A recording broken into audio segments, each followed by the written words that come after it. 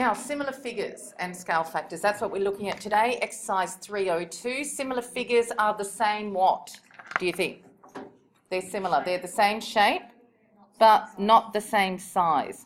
Often, you can just think of one similar figure, two figures, one is just an enlargement of the other. It's like you get the photocopier and you either make it bigger or you reduce the object. So what will happen, all the angles in the figures will stay the same, but side lengths will just be different. One object might be double the size of the other, or 1.5 times the size of the other, or 3/4 of the size of the other. But the basic shape is the same, but the size is different. So when two figures are similar, one can be thought of as an enlargement of the other. The amount by which the figure is enlarged or reduced is called the scale factor. Now, whenever we work out scale factor, you have to do the image length over the, I'll put it over the original, or they say the object length. So, it's basically the new image over the original image will give you the scale factor. So be careful here, it's the image length over the object length. Now, if the new image is bigger, you'll have a bigger number on top divided by a smaller number. All right, now we'll do this in a minute. So, a scale factor larger than 1 will enlarge a shape, and a scale factor smaller than 1 will, I'll just go reduce a shape, okay? Because it's always the second object over your original. So if you're doing a bigger number over a smaller number, you get a number bigger than 1. It's like 2 over 1, or 10 over 5 will give you 2. So if you get a scale factor bigger than 1, you've got an enlargement. But if you've got a scale factor smaller than 1, your shape will be reduced. Now, for example, if two similar objects have a scale factor of 2, then the length of each side in the second figure is double the length of the corresponding sides in the first figure. Also, so scale factor bigger than 1 means you've enlarged. Scale factor smaller than 1 means you've reduced. Also, if two objects have a scale factor of 1/2, then the length of each side in the second figure. So you know how I've got image length over original? You can also do second object or second figure up here over your original or over your first figure. So instead of, because when you see image length, you're probably thinking, what are they talking about? I suppose you can think of the image as what comes out of the photocopier. You know what I mean? You've got your original one, does it get bigger or does it get smaller? If the image is bigger, scale factor is bigger than 1. If the image is smaller, scale factor is less than 1, all right? Also, if two objects have a scale factor of 1/2, then the length of each side in the second figure is half the length of the corresponding sides in the first figure. Now, similar figures, basically the same shape but different size. So the matching angles, if they were triangles or quadrilaterals or something, the matching angles will be equal, and the matching sides, they're not equal, but they're in the same ratio or proportion. Ratio/proportion. Okay, so either of those is fine. Okay, so we're looking for all equal angles, but the ratio of the sides, the matching sides will be in the same ratio or proportion. All right, we're going to measure side lengths on these two objects, and we're going to find the scale factor. Now, we're starting from PAN and it's reduced to BUG. Do you think the scale factor is going to be greater or smaller than 1? Good, because it's less than 1 because it's a reduction.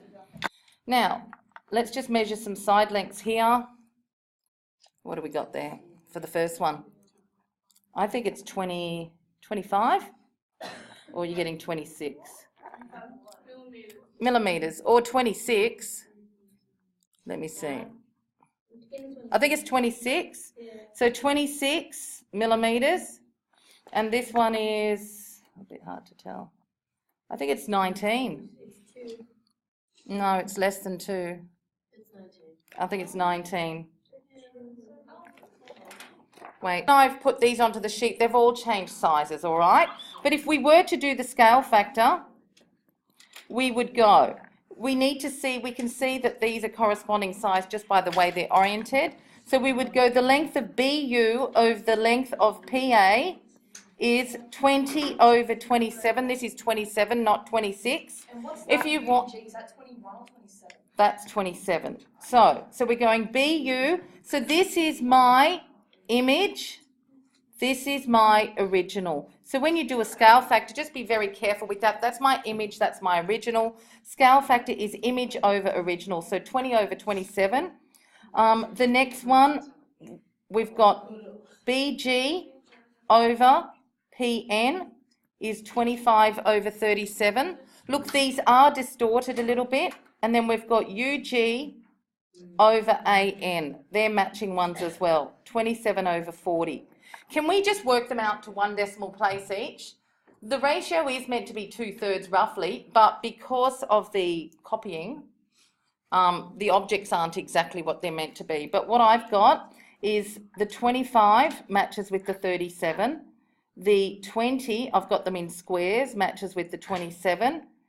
And this 27 matches with that 40. So I'm just trying to say, well, that over that, that over that, 20 over 27, 27 over 40. You are supposed to get the same answer for each of these, but because these images have been slightly distorted, we're probably not going to get it exactly the same. 19 over 27, approximately 0.7. So just fix that. As I said before, they're not exact. These have been enlarged, but they're not the same size as the textbook anymore. But can you see they're roughly the same? All right. So to one decimal place, they're roughly the same. Okay, let's look at these two. It says if quadrilateral A on the right is the object, this is the object, that's the original figure, and one of these two is the image, which of the following is correct? Let's just look at the angles, girls. We've got dot, cross, this is an arc. Let's check with this B first, okay? Because they seem to have the same angles. Dot, cross, arc, dot, cross, arc. I know I've got dot and cross here. Not sure there if this is an arc. So, object, one of these two could be the image length. So how are we going to tell which one is similar? How would you do it? Remember, it's the image length over the object length. So scale factor. Girls, you know, let's do object B over A and see what we get. So I'm working with B over A. I want to see if these two are similar. 2 matches with which length, girls? This 2 matches with what? No. Girls, look where 2 is. This is where we need to be really careful. How would you describe the position of this 2? It's on the side with the dot and no marking. Do you see that? So it matches with the dot and no marking. It's 2 over 3. And let's look at another 2 side lengths. So this is the triangles B over A. Triangle B over A. What about this 4? So I'm going from triangle B to triangle A. The 4 is between the dot and the cross. What about over there? Dot and cross. Can you see? Now, what does 4 over 6 simplify to? 2 over 3. So these two are the same. Do you see that? So we're thinking that triangle B, well, B and A do look similar. 2 reasons. They've got the same angles, dot, cross, arc, and the ratio of the sides, of the corresponding sides, and we know they're corresponding because of the dot and the blank, and the dot and the cross. So 3 and 2 match, and 6 and 4 match. Because you look at where they're positioned. Do you see the dot and the cross, the dot and the cross? They're matching sides. Girls, the reason we're not going to use object C is that we don't know about this angle down here, whether it's the same. Do you get that? Look, I know that I've got dot blank is 6 over 3, that's 2, and dot cross is 12 over 6, which is also 2, but the angle down in the corner,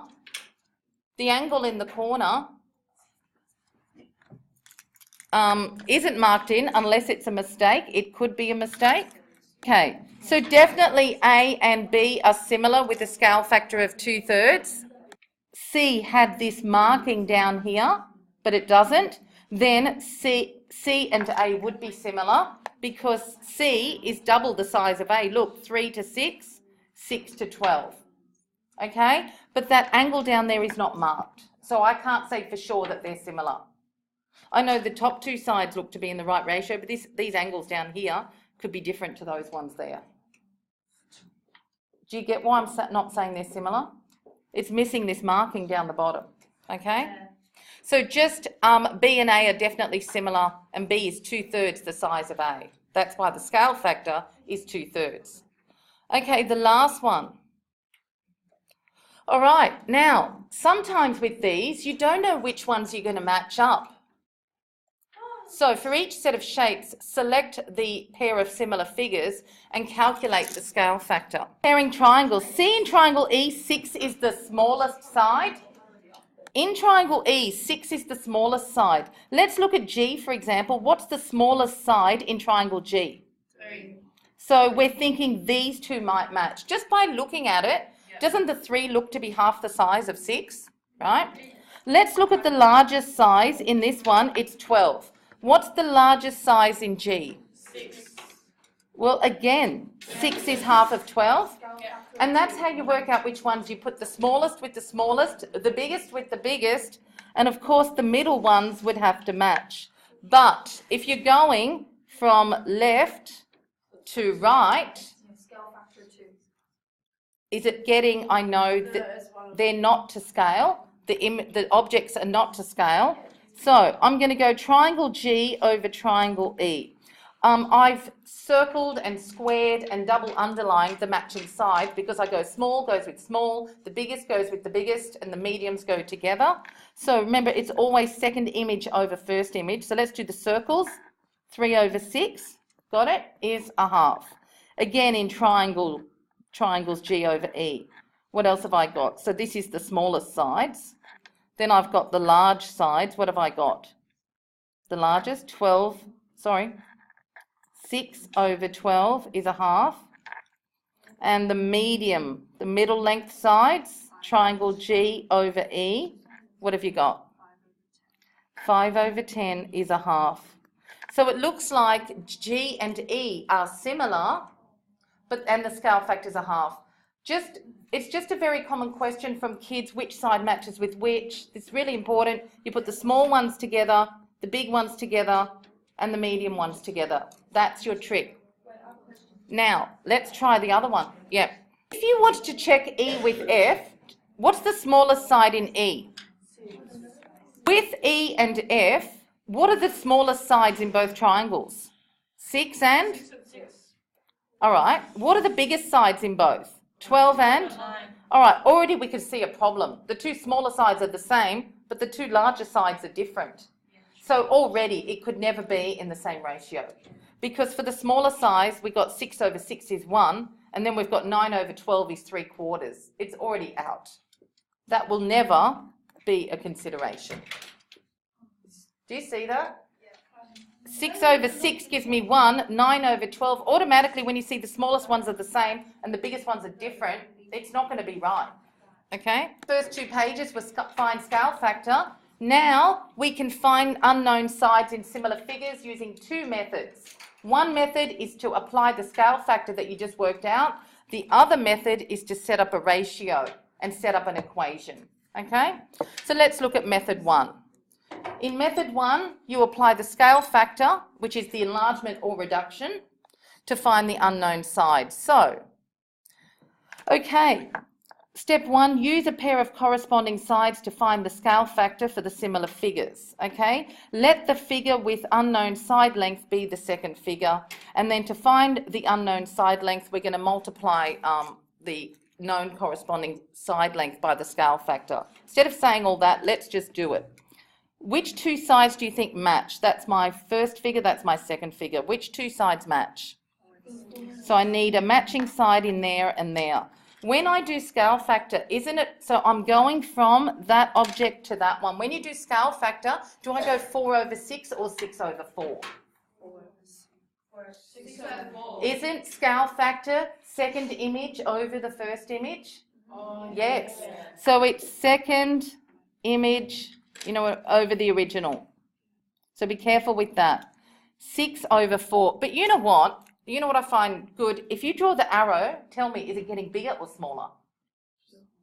I'm going from 4 to 6. Getting bigger, let's say you did it the wrong way around. How are you going to know you're the right way? If you get a number bigger than?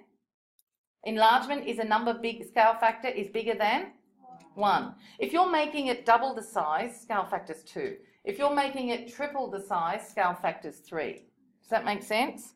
So what's 6 over 4, girls? 1 and 1/2. In other words, the second object is 1.5 times bigger. Look, I'm going from the first object to the second one. I can see it's getting bigger. So my scale factor's got to be greater than 1 if it's getting bigger. So always have that in your head. Now, it's second object over the original is 1.5. Now, how do I find the unknown side? M is just 7. So in other words, girls, to go from there to there, I'm timesing by 1.5. Does this make sense? 10.5. Yeah, so M is, 7 times 1.5 is 10.5. That's the first method. We're going to do another example. So that was an enlargement. Now, obviously you're going from top to bottom. Here we're going from left to right. What do you think is happening here? Is the object getting bigger or smaller? All right, so scale factor is the second image over the original. And what are you expecting as your scale factor? Something bigger than 1 or smaller than 1? Okay, good. So let's go. Can you see a matching pair? See, I can't work it out with P and 8. I've got an unknown. Do I have a matching pair? Yeah. Good. Which one do I put over which? 22 and 14 are my matching pair. 14. Yeah. And I should get an answer. Why don't we just keep it as 14 over 22 unless, because it's not going to be anything nice. You're going to end up with some decimal. 7 over 11, if you halve them both, divide them both by 2, it's 7 over 11 is my scale factor. So to go from the first object, look what I did here, my scale factor was 1.5. To go from the first object to the second one, I times it by 1.5. So here, to go from this object to that one, I times it by 7 over 11. Look, I don't use this method much. I use the next method, which we're going to do in a minute, all right?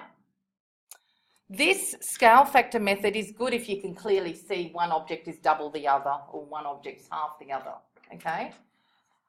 So to go from there to there, the scale factor is 7 over 11. It's less than 1. 7 over 11 is a fraction that's less than 1. That's why it's getting smaller. So what's the size of P? What do I... 8 times 7 over 11. 56 over 11, which is? 5 point. It's 5 and 1/11th. Yeah. Which is 5.09 what? No recurring. There's more, but like Whatever. Okay. Now, I'll tell you now, I don't like this method. I like to use the next method. All right? It doesn't ask you to find the scale factor. It just asks you to set up a ratio statement for corresponding sides in the two similar figures, and then we're going to solve the equation. What we're going to do again, we're still going to pick which sides we think match. I think this next method is much better. What I do, I always start with my unknown first. What does that M match with? All right.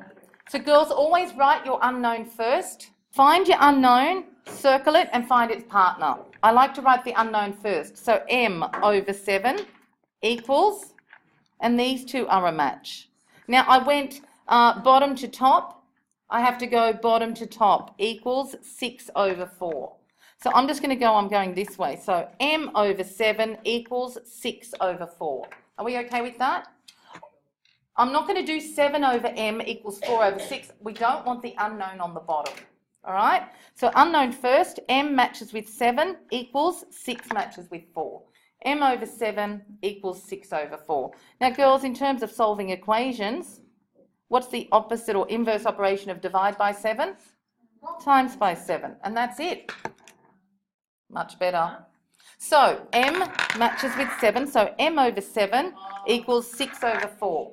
And now we solve the equation. To get M on its own, I need to get rid of the divide by 7. Opposite of divide by 7 is times 7. It is heaps easier. So M is 6 over 4 times 7, 10.5. It's especially easier for the second one. Right, you always put your unknown first, but I will show you what to do if you don't find the unknown first, okay, in a minute. We'll do it 2 ways. Ready? Girls, what's your unknown? So P matches with 8, so I'm going this way. So P over 8 equals, I have to go this way. Good. So if you put that arrow, just don't go P over 8 equals 22 over 14. Do not do that. P over 8 equals 14 over 22. I'm going from right to left, right to left. How do you solve? P is 14 over 22. Opposite of divide by 8 times 8. Opposite operation is 5 and 1/11 or 5.09. Oh, whatever, dot, dot, dot. Okay, this second method is much better. Now, what would we do? Let's just come back over here. What would we do if you did it not m over 7 equals 6 over 4? And some people will do that. What if you were the person that said, well, those two match, 7 over m, so I'm going top to bottom equals top to bottom, 4 over 6. How are you going to solve that if you did it that way? It's very important that you go the one way. I prefer you to circle your unknown first and put that first, then you'll never get into trouble. M over 7 equals 6 over 4. But let's say you didn't do that and you said 7 over m equals 4 over 6. Because the m's on the bottom and I need to get it from there, just flip them both. You can do cross multiply, but it's much easier to flip them both. What do you get if you flip 7 over m? Flip it. And flip this. Two opposites undo each other. Flip and flip. And now it's the same as that question. So if the pronumeral is on the denominator, you can only do this with fractions.